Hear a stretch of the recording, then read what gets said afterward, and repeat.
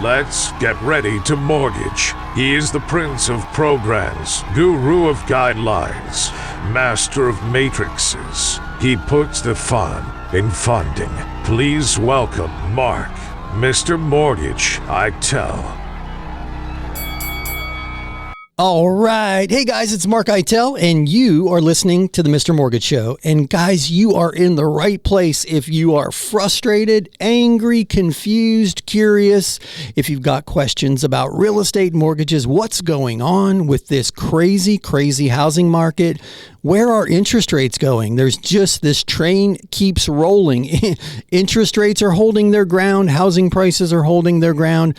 Affordability is just at an all-time low. Where are we going, guys? Everybody wants to know, but you're in the right place if you want to know. We are going to dive into all of that. We're going to give you the data, not the headlines, but the data, the tips, the tricks, the strategies. We're going to answer all your questions so you are armed and ready to go out and make better real estate and mortgage decisions for you and your family.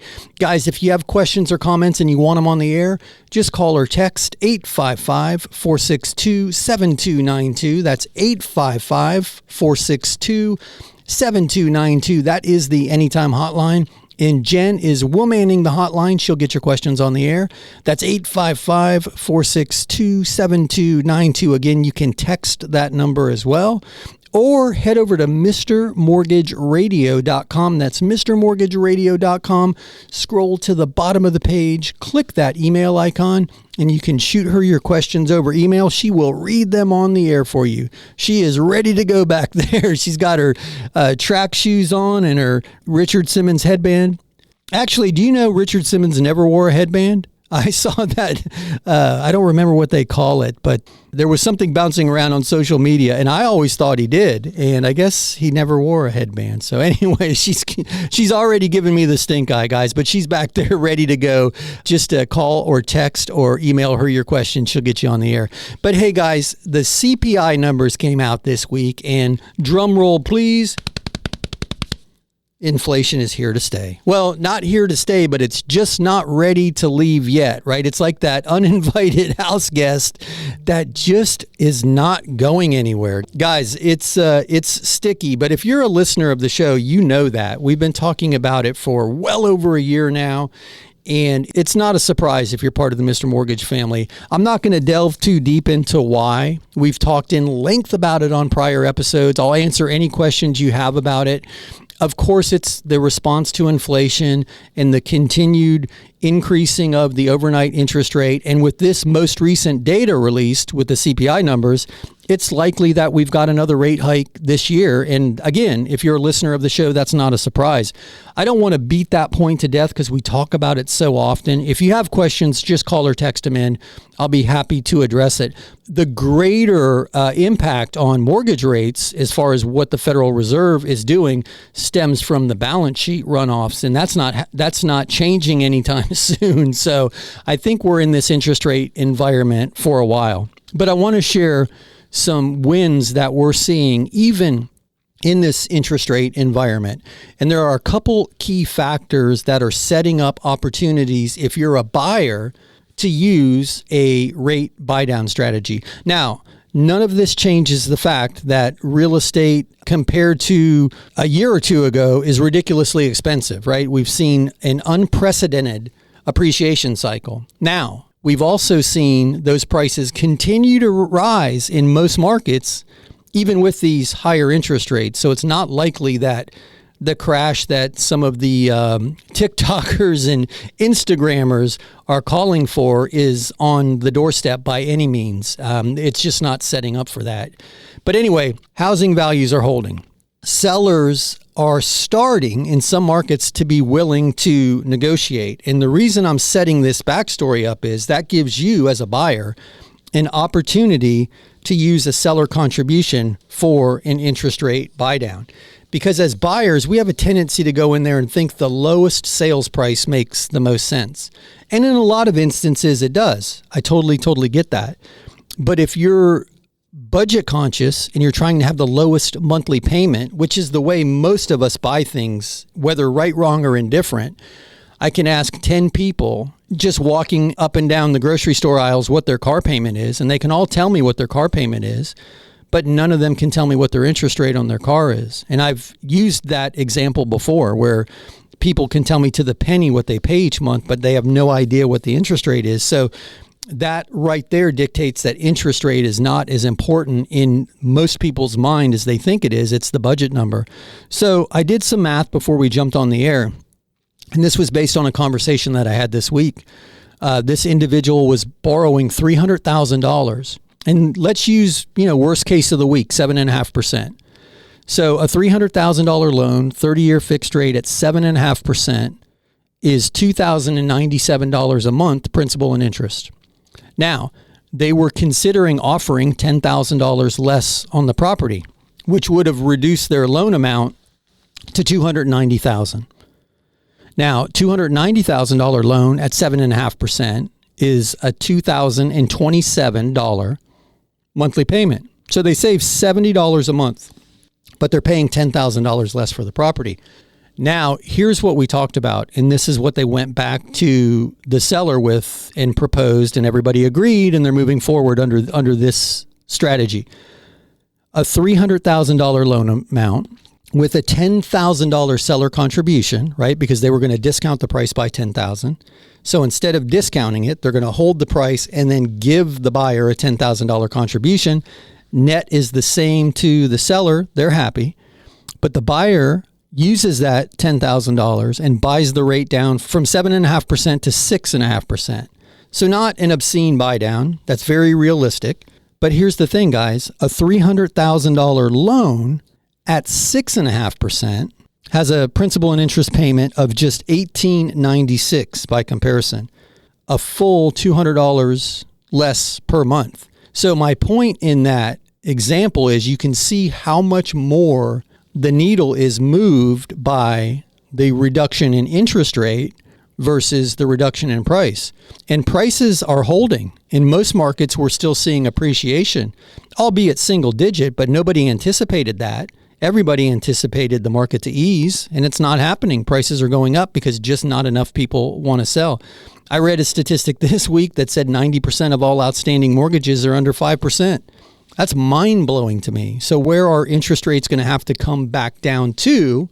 And what's the likelihood of that happening before we start to see people wanting to sell properties again? So because of that, the prices are sticking. And if the prices are sticking and there's a willingness of the seller to just knock 10 grand off the price, you can use that $10,000 in that example to affect your budget in a far more favorable fashion than reducing the price by $10,000. So I share that example because with all of the equity people have, and with where interest rates are, we're seeing more and more people, especially the people that are going through that buy owner program, and we can talk about that, but selling by owner, they're not paying the real estate commission, and they're willing to give some of that back to a potential buyer to make the deal more attractive. So the reason I'm sharing that, and we'll touch on some more examples this week of where people are bucking the trend and finding an opportunity, even in this market, to make some things happen. And with where rents are, man, in a lot of places, using some of these strategies to buy a place still makes a ton of sense. So guys, you hear the music, you know what that means. That's my cue. We'll be back in a few. Sit tight on the other side of this very short break. We'll be back with more of the Mr. Mortgage Show. Raise your hand if you are freaked out by what's happening in the banking world. Well, no, put your hands back on the steering wheel. It's all starting to feel like a house of cards. And what about that $17 billion, yes, billion with a B, dollars worth of bondholder money that was lost in that Credit Suisse takeover? Right now, I'm hearing more and more people talk about a flight to safety, and they're looking at gold and silver and other precious metals, but also rental property. Yep, income-producing rental property is starting to become sexy again. Guys, we've got an amazing loan program called the Landlord Loan. It's an easy way to acquire rental property. If you've got good credit and the assets, we don't even look at your personal income. We look at the income produced by the property. Assuming that it supports the debt, boom, you're a landlord. Check us out at MrMortgageRadio.com. That's MrMortgageRadio.com. My name is Mark Eitel, NMLS 1929005, and my team and I are here and happy to help. Check us out at mrmortgageradio.com. Welcome back to the Mr. Mortgage Show. Call us now at 855-462-7292.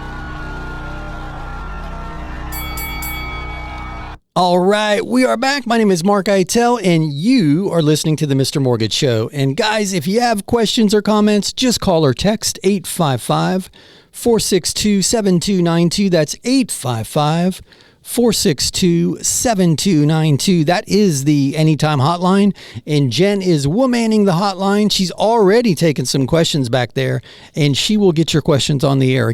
Or head over to mrmortgageradio.com. That's mrmortgageradio.com. Scroll to the bottom of the page. Click that email icon and you can shoot her your question via email and she will read it on the air for you. And I already saw one of the questions. It was actually quite a good question. We talked before the break about using a seller contribution to buy the interest rate down. And the question was, can a buyer buy their own interest rate down if the seller is not willing to contribute? And yes, you can. That's another place we're seeing people win right now because, yes, the interest rates are frustrating, but people have never had this much equity. I read a statistic a couple weeks ago on the air where the average homeowner has a couple $100,000 in equity, which is mind-blowing to me. And I think it's a 30% or 28% of U.S. households don't even have a mortgage, so it's 100% equity. That's crazy to me, how equity rich we are as a nation. And some people are taking that a little bit of that pie when they sell, cutting a little piece off and using it to buy their interest rate down or to put a slightly larger down payment down, reducing the principal amount and controlling their new monthly payment that way. Another strategy is pay off all your consumer debt. So when you move, the only payment you have is the new house payment, and that's making it a little bit more attractive for some people. So again, guys, not discounting that it's frustrating out there, but if you own a property, you've never had this much buying power because of all of the equity you now find in your current property. So anyway, that was a brilliant question. I wanted to address that one. It didn't have a name on it, but I figured I would just jump on that one. Hey, Jen, go ahead. Penny's text is first up. Can I roll my student loans into the mix when doing a debt consolidation rec refi? Hey, Penny, that's a great question. Yes, you can pay off your federal student loan debt if you are not one of the lucky few that are getting the debt forgiveness. And I did, believe it or not, I did have a client who was surprised to get a check in the mail for a rebate on their prior student loan payments, and they were so excited they logged into the portal to find that they are now zeroed out. So I guess some people are actually seeing some student loan relief. Now, this particular gentleman had been paying on his student loans for almost 30 years. So I guess that was a prerequisite, the age of the student loan debt. So if you're not one of the lucky ones, Penny, you can roll that into the REC refi. And guys, REC, R-E-C, is the debt consolidation refinance program that we developed. It stands for Reduce, Eliminate, and Consolidate. And if you want to learn more about how much you can save potentially, because not everybody can save, depends on your current debt loads. If you go to REC, R-E-C-R-E-F-I, recrefi.com, there is a debt consolidation calculator there, and you can do the math for yourself, plug in all of your consumer debt, and see if it makes sense. Even at today's interest rates, some people are super surprised to find out that that is an opportunity for them. But yes, Penny, to answer your question, you can pay off your student loan debts as part of the REC refi. Hey, Jen, toss me another question. Daniela sent this email. I'm in Florida and was hoping to use Hometown Heroes, but now they're out of money.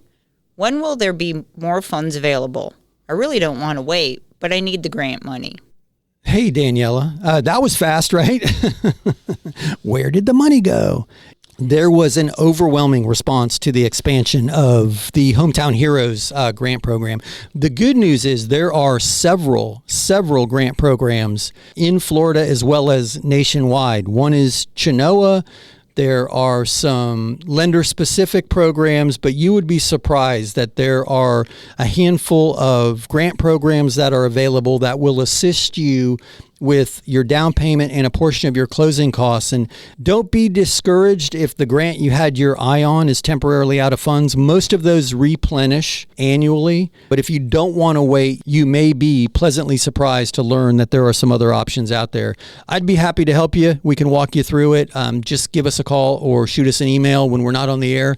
We'll set up a call and I'll walk you through it. But there are more down payment assistance programs than just the ones that get the headlines. And there's some pretty amazing programs out there. So great question. Hey, Jen, do you have another one ready? Mia sent us this. We're just starting to think about buying a rental property. Your landlord loan sounds interesting. How's it different from a regular home mortgage? Hey, Mia, that's a great question. So sometimes I have a tendency to confuse people with my answers. The landlord loan is a normal mortgage. It's either a 30 or 40-year mortgage. Typically, it's a 30-year mortgage, fixed interest rate. If you choose the 40-year option, you can have the first 10 years as interest only, but again, a fixed interest rate, so it acts just like a traditional mortgage. The big advantage for investors with the landlord loan is their personal income doesn't get underwritten unless necessary. But assuming that the property generates enough cash flow to support the debt, it's the rental income, or if it's vacant, the projected rental income on that property is what's used to service the debt.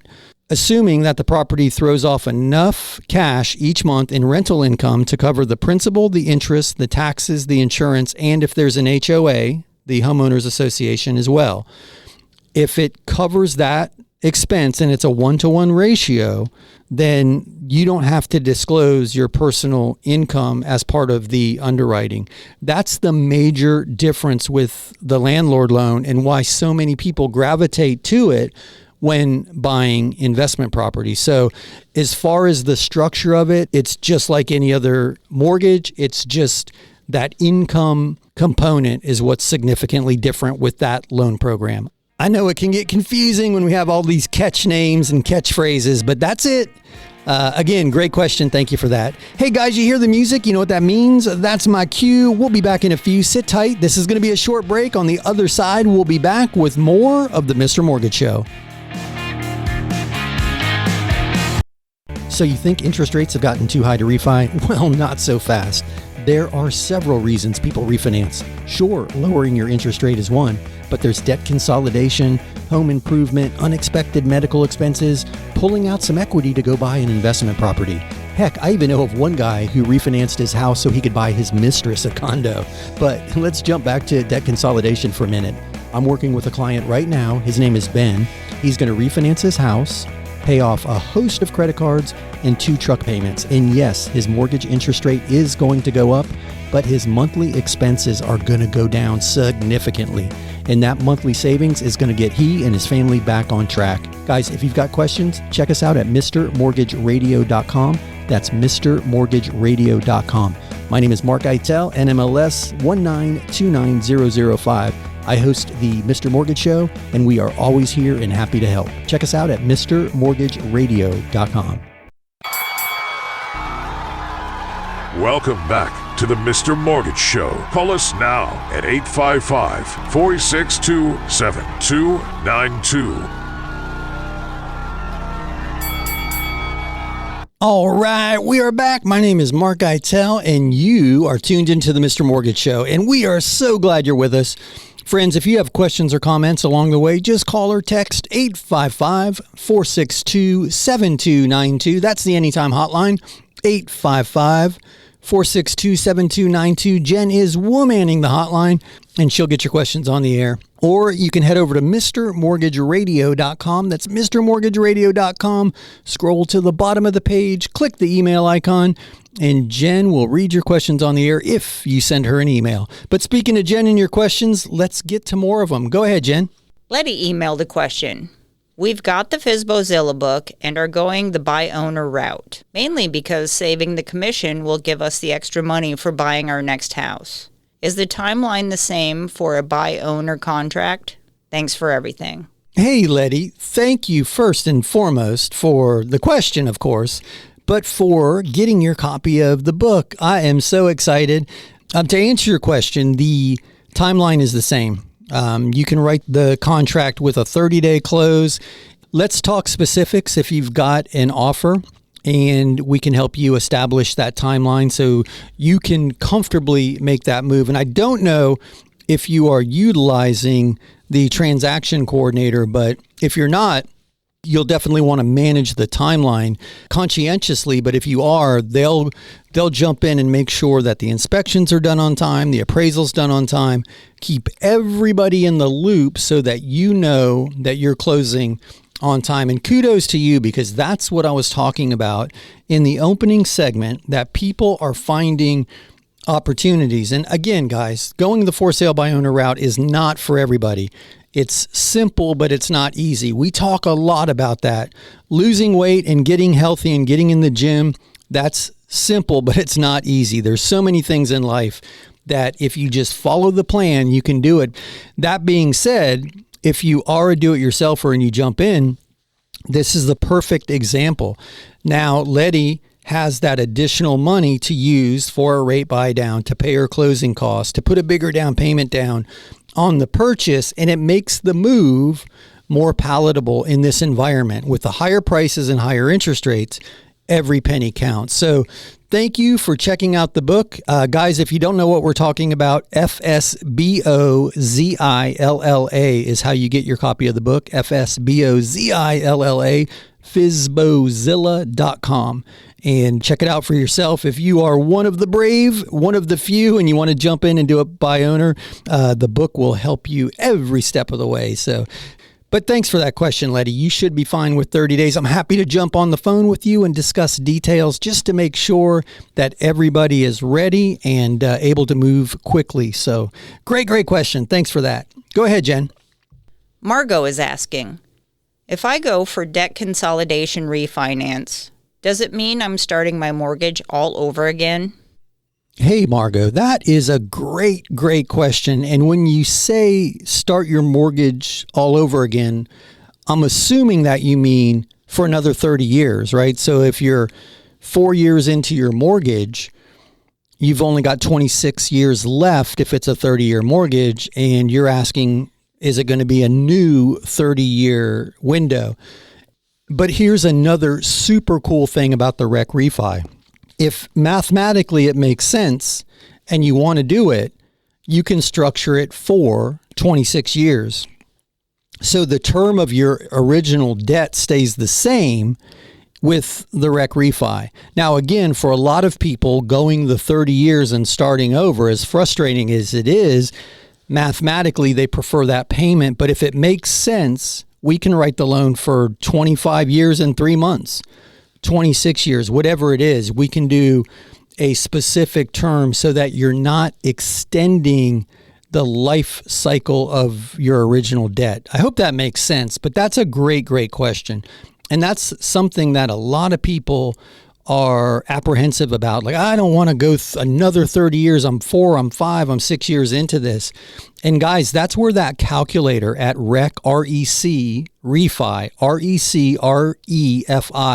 helps out tremendously, because you can put 26 years in the term and see what that does to the payment, if indeed that is your goal. So brilliant question. I appreciate that one.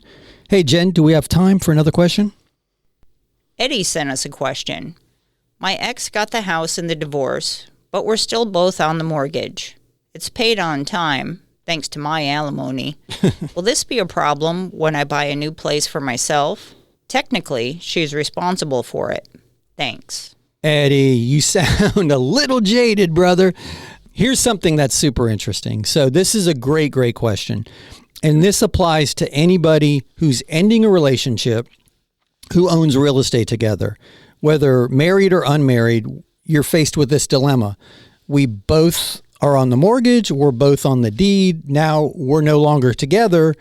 in the case of your circumstance, you're still on the mortgage. I'm assuming that in the settlement agreement, she got the property.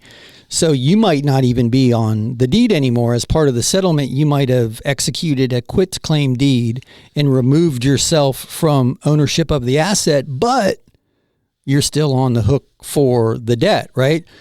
So brilliant question. If that's the case, then you're going to have to show that the mortgage is being paid on time by her. Now, your credit report, because you're still on the mortgage, will indicate that the mortgage company is getting their money on time, but you're going to need her help to show that she's the one paying it. Because if you're paying her alimony, that debt is going to count against your debt to income ratio. If it's written into the marital settlement agreement, X amount of dollars a month, that's going to come into play when we calculate your debt to income.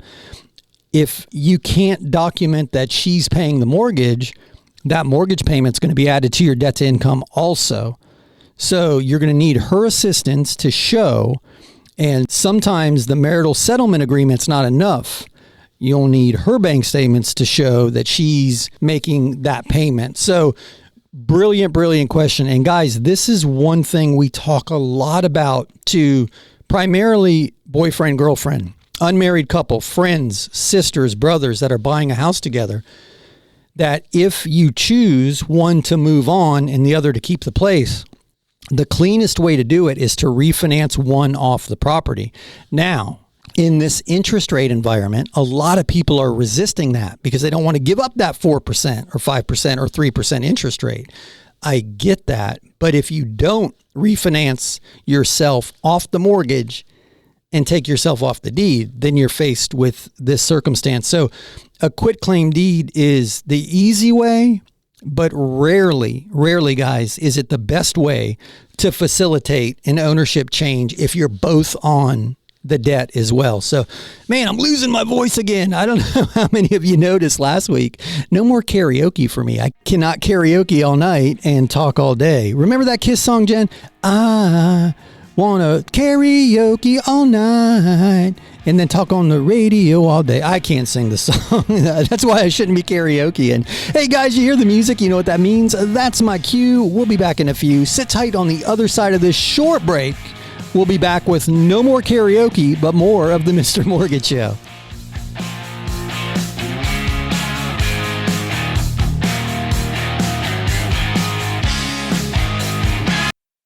Let me tell you a little story about a man named Jed. Well, this is not a story about Jed, but it is a story about Mary.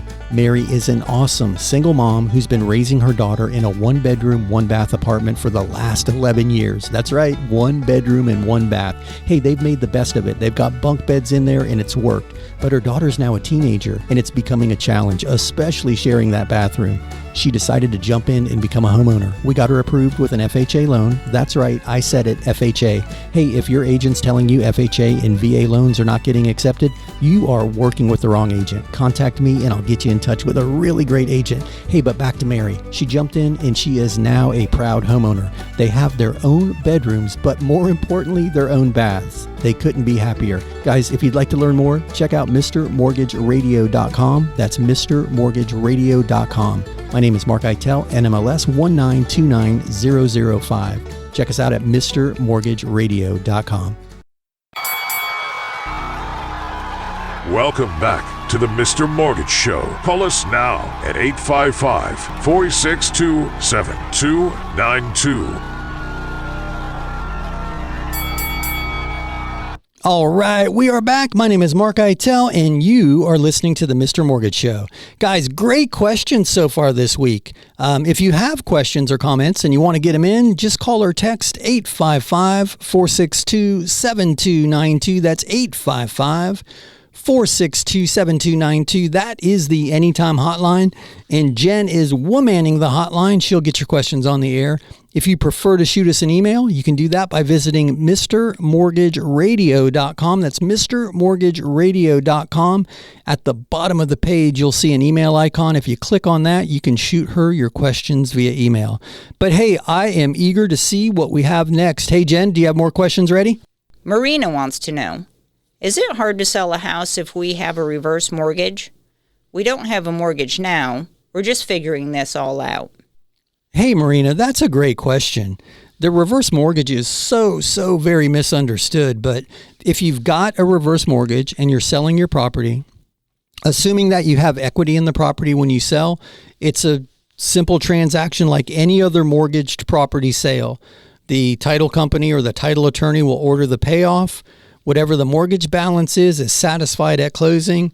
The rest of the equity is yours and you move on. And as far as that's concerned, it's like you have a normal mortgage. It's just a lien on your property. Now, if there's no equity in your property when you choose to sell, it's a different circumstance. But by and large, it operates like any other mortgage. So I hope that helps. If there's a specific scenario that you want to talk through, I welcome the opportunity to discuss it with you. And that goes for anybody, guys. The reverse mortgage holds a special place in my heart. I am happy to discuss it with you.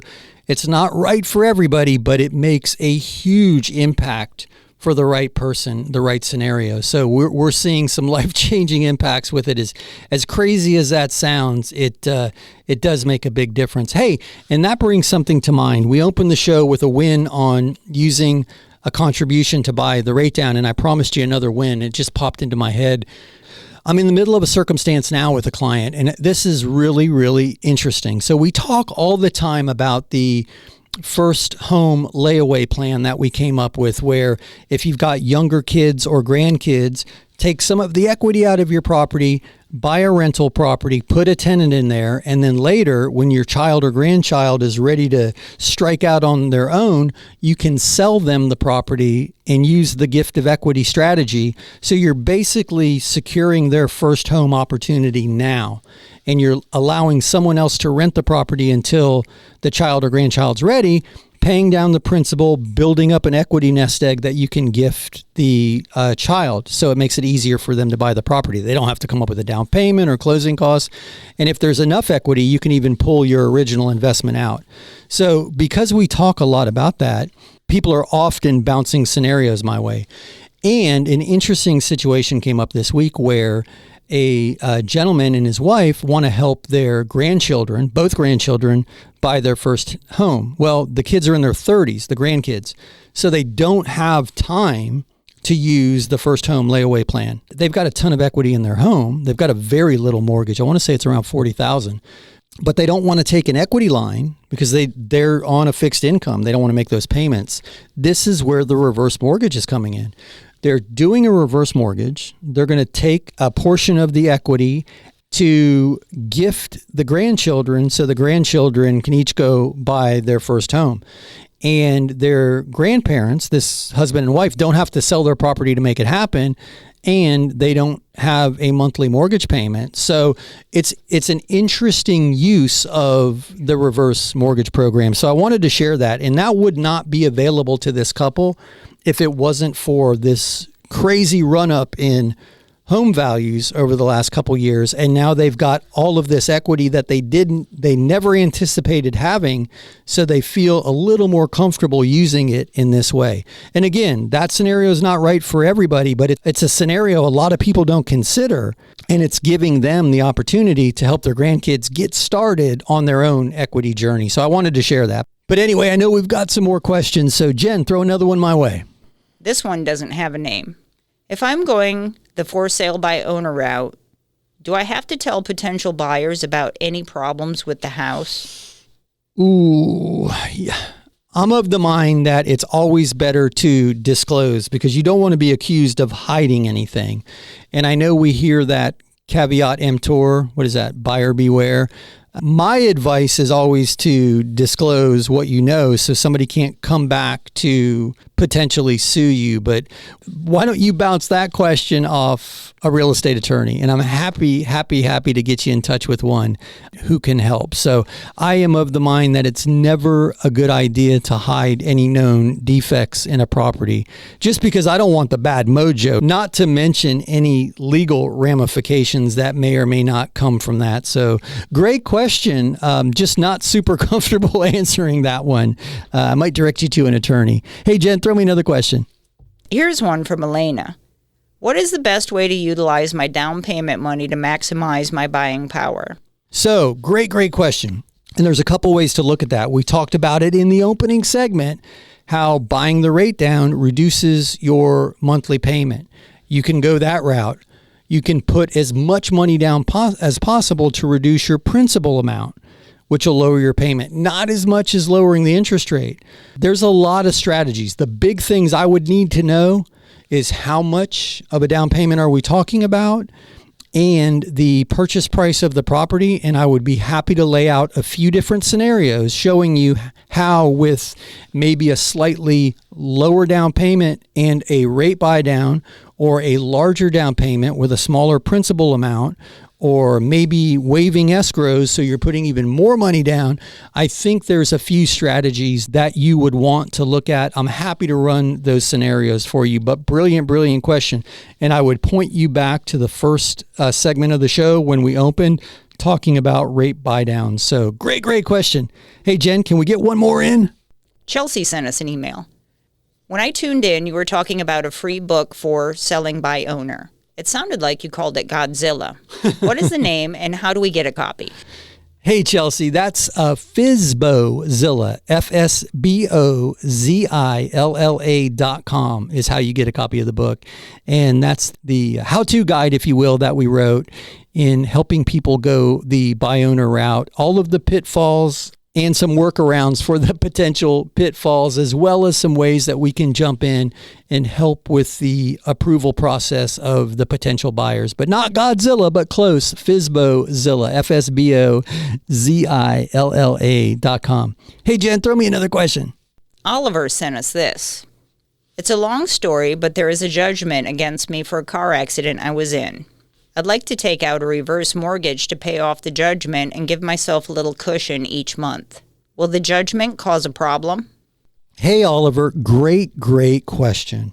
So you can pay the judgment off with the proceeds from the reverse mortgage, assuming that there's enough equity. Let's start there. Assuming that there's enough equity, you can use the proceeds to settle Chapter 13 bankruptcy. You can use the proceeds in this instance to pay off a judgment that might be looming over your head, and that's going to be a big check that you have to write. Or what we talked about a moment ago, the equity extraction, and use that money to help your grandchildren buy a property, or your children. An equity extraction to buy an investment property with the landlord loan. So the use of funds with the reverse mortgage is quite liberal. So great question. I appreciate that one. I think you will be happy to know that assuming there's enough equity in the property and in the transaction, you can use it to pay off that judgment. So Oliver, if you want to go over details, I'm happy to have a conversation with you. Just reach out to us off the air and we'll go over the details of your scenario. And that applies to anybody, guys. If you've got reverse mortgage questions, I'm happy to have a discussion with you. Just go to MrMortgageRadio.com and click on that More About Reverse link. But guys, you hear the music? Oh my gosh, that means we have wrapped up another week of the Mr. Mortgage Show. Time flies when I'm yapping behind the mic. I hope you guys had as much fun as we did. If you need us during the week, check us out at MrMortgageRadio.com. That's MrMortgageRadio.com. Otherwise, Jen and I will be back next week right here. Same bat time, same bat station. Guys, have an amazing week. Be good. That's a wrap. Join Mark Eitel next week for more thrilling, edge-of-your-seat discussions about real estate and mortgages, right here on The Mr. Mortgage Show. Hey, it's Mark Eitel, host of the Mr. Mortgage Show, and I'm going to interrupt this commercial break to ask you for a favor. If you know any friends, family, coworkers, or the guy in front of you at the grocery line who's talking or thinking about buying or selling or refinancing real estate, I'm hoping I can count on you to help me spread the word, introduce them to me, to the team. You can do that by simply sharing MrMortgageRadio.com. That's MrMortgageRadio.com. Guys, it's Mark Eitel, NMLS 1929005. Now, back to the commercials.